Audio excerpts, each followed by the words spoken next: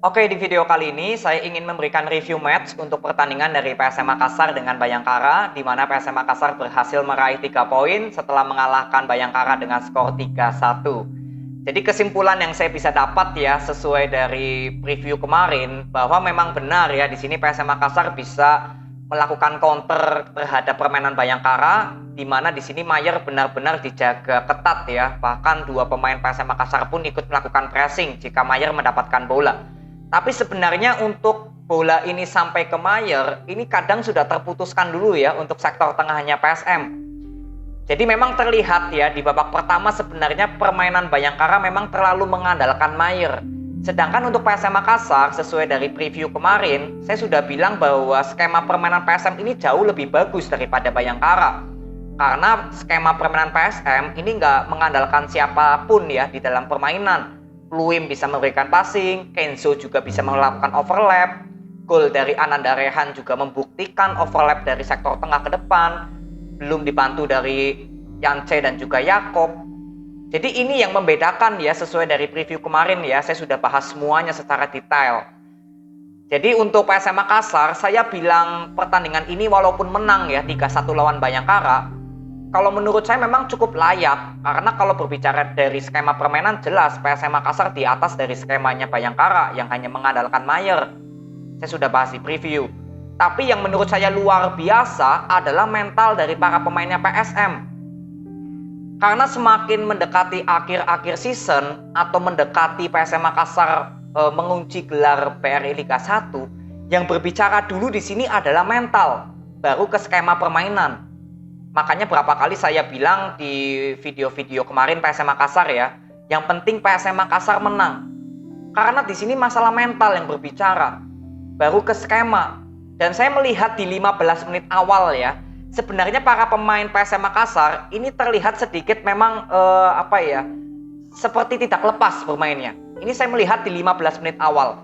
Bagaimana terjadi banyak-banyak masih ada beberapa salah passing, lalu pengambilan bola juga gak terlalu maksimal dari Kenzo ya. Jadi penampilan Kenzo juga di 15 menit awal nih terlihat seperti belum panas gitulah. Kepercayaan dirinya belum terlalu dapat ya. Sedangkan untuk Bayangkara di 15 menit awal itu memang lebih banyak melakukan bola possession ya, dan cukup tenang memang dari para pemain Bayangkara ini cukup tenang. Tapi melakukan bola possessionnya ini hanya di areanya sendiri. Ketika masuk ke area pertahanannya PSM, ini selalu gagal di sektor tengah. Ya, karena apa? Ya kembali lagi, pemain Bayangkara ini terlalu mencari Mayer. Di mana ada Mayer, disitulah permainan Bayangkara lebih hidup. Makanya sektor tengah ini selalu menjadi kalau boleh dibilang jurus utamanya Bayangkara gitu loh. Sedangkan sektor sayapnya Bayangkara sama sekali nggak hidup. Makanya di sini Yance atau Yakob saat melakukan pertahanan ya di 15 menit awal itu nggak terlalu kerepotan. Justru PSM Makassar sering mendapatkan bola di sektor tengah. Nah, yang saya sayangkan di 15 menit awal ya, ini karena cukup penting nih untuk saya berikan review. Di 15 menit awal, ketika para pemain PSM Makassar berhasil mendapatkan bola dari sektor tengah, ini seringkali terburu-buru untuk melakukan passing ke depan. Karena apa? Yakob dan juga Yance ini kan bertahannya cukup ke dalam ya. Jadi seringkali para pemain PSM Makassar ini saya lihat sih dari Kenzo ya dan juga Pluim berapa kali ketika melakukan penyerangan, ini Yakob dan juga Yance belum maju ke depan.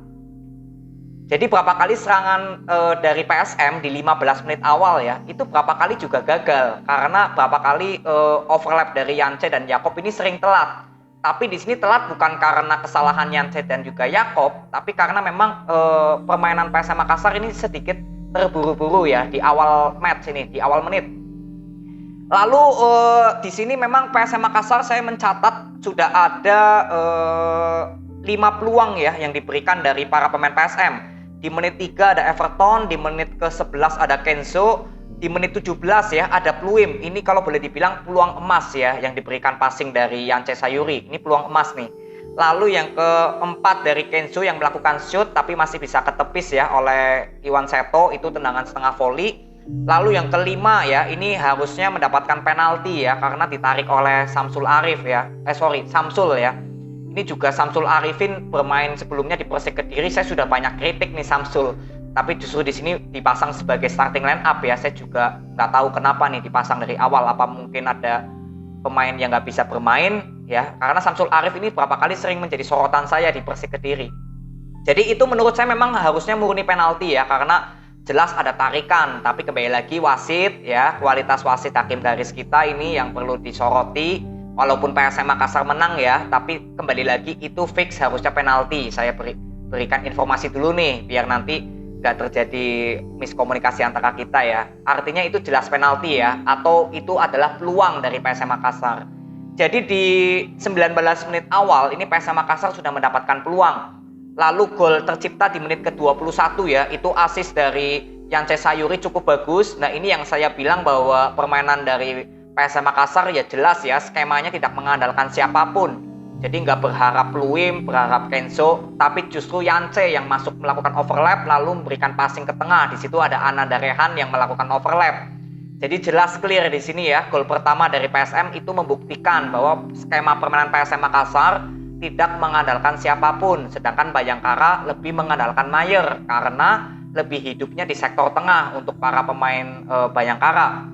Jadi ini kesimpulan di babak pertama ya dari masalah skema permainan yang kemarin saya ingin lihat di preview. Lalu masuklah kita di babak kedua ya. Di babak kedua memang nggak terlalu tinggi ya tensinya, masih sedikit bermain pelan untuk kedua tim. Sebenarnya untuk Bayangkara juga nggak ada perubahan, PSM Makassar juga nggak terlalu banyak perubahan juga ya, bahkan sama sekali nggak ada perubahan, tetap sama aja seperti di babak pertama. Tapi memang tempo permainan sedikit cenderung lebih pelan ya, karena di sini saya kira Bayangkara ingin mengaktifkan lagi di sektor sayap, karena di babak pertama kan sektor tengahnya nggak terlalu sektor sayapnya nggak terlalu hidup ya. Tapi di babak kedua memang terlihat mungkin ada instruksi dari pelatihnya Bayangkara agar permainan sayap ini lebih maksimalkan lagi, dan itu terlihat jelas memang Bayangkara berapa kali bisa membangun permainan dari sektor sayap. Jadi artinya sektor lini sayapnya sudah hidup nih di babak kedua. Jadi kembali lagi peluang-peluang yang tercipta dari Bayangkara ya dari babak pertama hingga menit ke 70 lah kalau boleh dibilang sebelum gol dari Kenzo Nambu itu sama sekali nggak ada peluang loh. Bayangkara ini sama sekali 0 shoot loh.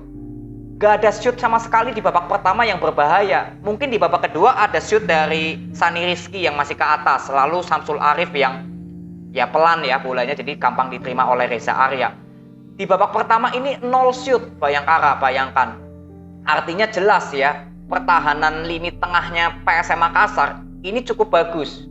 Karena untuk melakukan shoot dari luar kotak penalti, ini Bayangkara nggak bisa sama sekali. 0 shoot di babak pertama. Di babak kedua selama 45 menit itu hanya ada 2 dari shootnya Sani Rizky di awal menit ya 48, lalu Samsul ya di menit ke 53. Jadi hanya ada 2 shoot aja dan itu semuanya nggak terlalu berbahaya selama 45 menit babak kedua. Sedangkan untuk PSM Makassar bisa menciptakan gol melalui Kenzo Nambu ya, itu gol yang cukup bagus juga. Bagaimana assist dari Everton yang tidak egois ya. Jadi Everton sebelum memberikan passing ke Kenzo ini seperti ingin menipu Iwan Seto ya, menoleh kepalanya ke kanan seakan-akan ingin memberikan bola ke Yakob, tapi tahu-tahu bolanya diberikan ke kiri ya, ke Kenzo. Jadi itu jelas ya, visinya Everton tuh bagus, tidak egois ya, lebih memilih memberikan passing ke Everton karena itu lebih jelas persentasenya tinggi untuk menciptakan gol. Jadi itu jelas ya permainan dari counternya PSM Makassar yang berhasil. Lalu di sini Anderson Sales bisa menciptakan gol melalui set play bola mati ya. Ini nggak perlu saya komentari karena servis bola mati ya, artinya memang faktor keberuntungan juga ada karena servis bola mati ya tinggal man to man aja bagaimana para pemain PSM Makassar dalam menjaga para pemain Bayangkara ya di area kotak penalti. Dan di sini Anderson Sales yang berhasil memenangkan duel ya. Jadi di sini posisi 2-1. Nah, ketika posisi 2-1, wah itu mulai naik lagi tensinya ya. Tapi sebenarnya saya cukup apresiasi ya bagaimana ketenangan PSM Makassar pada saat masih belum aman ya skornya 2-1. Ini tetap bermain tenang, gak bermain terburu-buru atau monoton ya, tetap bermain tenang. Ini yang penting ya, ini jelas masalah mental atau masalah tekanan. Artinya PSM Makassar walaupun ada tekanan yang cukup serius ya, karena kan posisinya ini 2-1 ya, belum aman. Tapi di sini tekanannya bisa diantisipasi, bisa keluar dari tekanan. Jadi ini kembali lagi ke masalah mental ini yang perlu disoroti oleh para pemain PSM Makassar cukup bagus. Dan akhirnya Sananta berhasil menciptakan gol di menit 90. Itu assist dari Pluim cukup bagus ya. Itu jelas asisnya berkelas banget itu. Luar biasa itu Pluim. Bagaimana mengirimkan passing long ball dengan kaki luar kalau nggak salah itu memberikan passing ke Sananta. Lalu Sananta dengan tenang bisa memberikan gol. Ya, jadi kesimpulannya untuk PSM Makassar ya memang sudah konsisten seperti yang saya bilang ya. Walaupun ini menang ya, saya sebenarnya nggak terlalu bermasalah atau membicarakan hasil menang, imbang atau kalah, tapi memang saya bilang skema permainan PSM Makassar selalu konsisten gitu loh. Makanya saya bilang PSM Makassar menang atau mungkin ada imbang atau ada kalah ya karena konsisten ini kita bisa lihat hasilnya ya, 11 pertandingan tanpa terkalahkan, bahkan hanya 1 kali imbang, sisanya 10 pertandingan menang. Ini karena skema permainan PSM Makassar yang konsisten. Sedangkan Bayangkara walaupun kemarin win streak 6 kali, tapi saya selalu menilai permainan Bayangkara ini terlalu mengandalkan Mayer. Makanya mungkin Bayangkara kemarin win streak juga bisa karena ketemu tim-timnya yang gak memiliki skema permainan yang bagus. Jadi Mayer seperti leluasa untuk memberikan gol maupun assist ya. Dan di sini kan jelas menghadapi PSM Makassar yang memiliki skema yang lebih baik sesuai dari analisa saya. Ya saya berikan analisa apa adanya bahwa PSM Makassar untuk skema nggak mengandalkan siapapun dan untuk Bayangkara lebih mengandalkan Mayer, dan di sini terbukti semua ya bahwa di sini memang Mayer di luar dari nggak bisa berkutik pun ya sektor lini tengah dari PSM Makassar juga sudah rapat gitu loh.